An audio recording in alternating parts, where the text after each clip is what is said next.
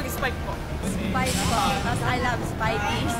Kung matangkad lang ako, why not? Spiker. Mag-receive. Kill block. Kill. Service ace. Kill.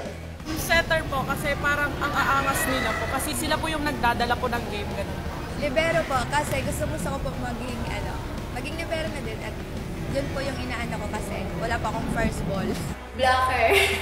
Wala lang kasi pag nakaka-block yung mga middle blocker namin, sobrang saya ko.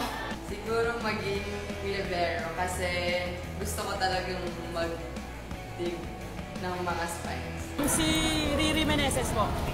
Kasi nung last PBL nila sa Lawag po ay sa Ilocos po. Parang siya po yung naging best middle blocker po. Tapos yun, na-idolize ko po siya since then. Juvelin Gonzaga po kasi siya talaga yung idol ko simula nung nang nag-start ako ng volleyball ng grade 5 po.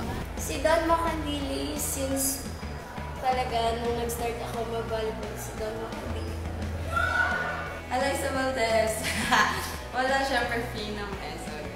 Well, yung goals po namin is magkasali po sa finals po. Paghihirapan po namin and ayun po.